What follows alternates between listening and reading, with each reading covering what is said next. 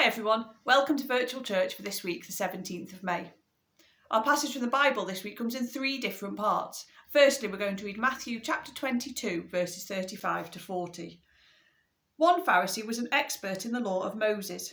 That Pharisee asked Jesus a question to test him. The Pharisee asked, "Teacher, which command in the law is the most important?" Jesus answered, "Love the Lord your God with all your heart, soul and mind. This is the first and most important command. And the second command is like the first. Love your neighbour as you love yourself. All the law and the writings of the prophet depend on these two commands." Jesus gives us two simple commands. Firstly, to love God. Secondly, to love other people. These are our two main commands that we have to follow. Our second reading is really short. It comes from John chapter 14. It's just one verse.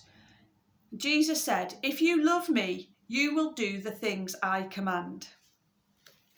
If you love me, you will do the things I command. Sometimes we hear those words from John and think that being a Christian is all about following rules and not having any fun.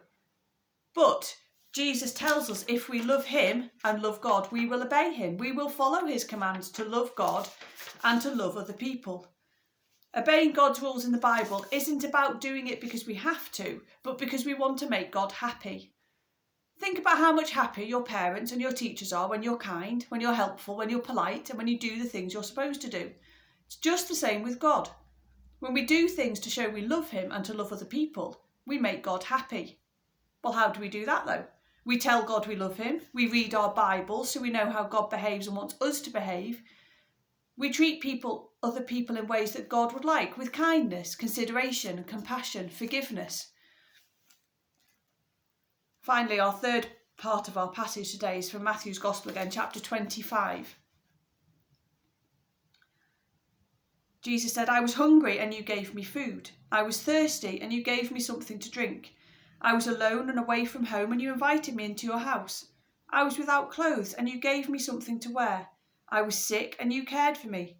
I was in prison and you visited me." Then the good people will answer, "Lord, when did we see you hungry and give you food? When did we see you thirsty and give you something to drink? When did we see you alone and away from home and invite you into our house? When did we see you without clothes and give you something to wear? When did we see you sick or in prison and care for you?" Then the king will answer, "I tell you the truth. Anything you did for any of my people here, you also did for me." So every time we do something good for somebody else, we do it for God, and that makes him happy. So what can you do this week that is kind? What can you do today to make God happy? For your activity that I've suggested, you're going to need two hearts like these two.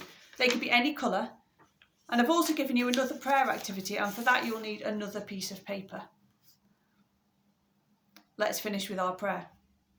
Lord, we do love you for lots of reasons. Thank you for loving us first and for directing us to be a loving people. Help us to show how much we love you by the way we love others this week. Amen.